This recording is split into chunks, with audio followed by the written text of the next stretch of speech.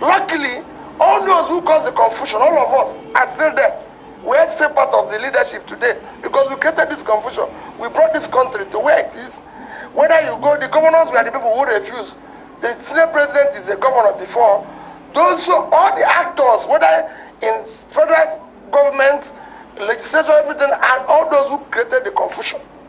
So if they truly believe that they are sorry for what all of us did, let us today agree and amend the constitution to save 10%. Well, if we do that, this country will be able to save about $1 billion. Because if people can believe their story, then they'll create hope. Economy, for me, is driven by hope. Because once people can see hope, then they will have faith and confidence. Right. I always see economy as going to church. I'm a Christian. I go to church because the pastor, the priest is always preaching that we're going to heaven. Nobody has been there. It's all about selling hope. And because there's hope, there's faith in me.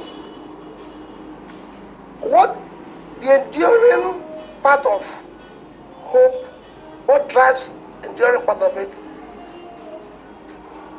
is faith. It is what gives it, okay, we're going to do this, and if we do this, this is going to happen and everything. People have to see the commitment. What you see today is a bit of lack of coordination in the thinking process and especially in communication. And when you have a bit of lack of coordination in communication, you create a sense of hopelessness.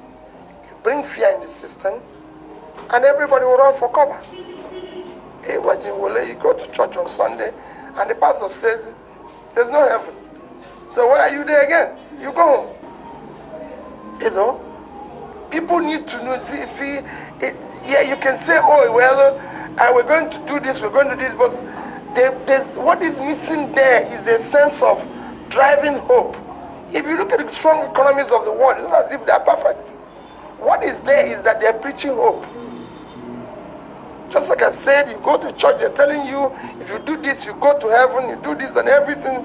And that is what is driving that process. There needs to be a sense of, oh, if this is what we are going, we all believe in it. Will it show me a perfect economy? There's none.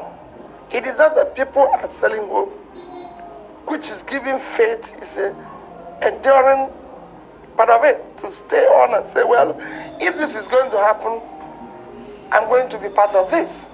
It is not just enough to say this. There's other issues that needs to be managed. And I keep saying communication, coordination in communication is critical. Today there seems to be different informations coming to the table. You know, I said this at one time that there was a time somebody said we're in technical recession, we'll be out of it in September. In September, said this last quarter, then suddenly said, no, I don't know when it's going to be. Well, if you're in that state, you run for cover. Vision, if you listen to Theresa May yesterday, is nothing if it's not seen through. And to see through, you have to have committed drivers of that vision. Vision in itself does not change anything. It doesn't put food on the table. It doesn't educate the children. What makes a difference in any vision or in any policy, any system, is the people that does it. Same thing in the subnational. It's for people to sit down and say, wait a minute, what are we doing?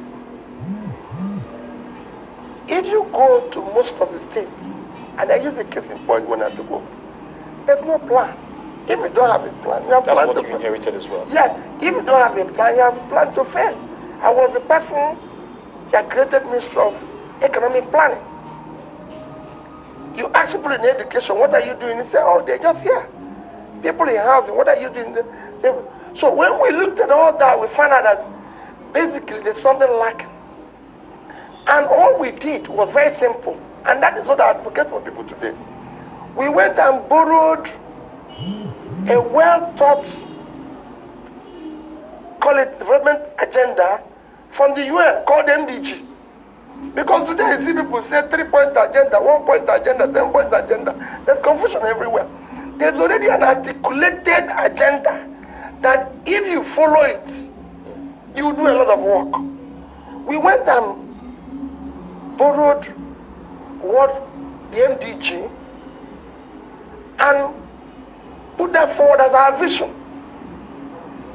All we did was to develop a strategy for delivery of all MDG goals. And we christened it what we call Anambra Integrated Development Strategy. It was only a process that allowed us to plan properly across all the MDG goals, budget properly, ensure execution. We moved our budget from being supply-driven to demand-driven. So we went to the people and said, what can we do? Because if you look at the MDG goals, it says fight extreme poverty, education, health, everything that you need to do. And because we're able to plan properly across all the MDG goals, budget properly, we could see the budget gaps that we were able to approach development partners to assist us and everything. And we can look at where to cut costs in order to put here, because why do we want to have to do this? If I tell you, like an education, why do we have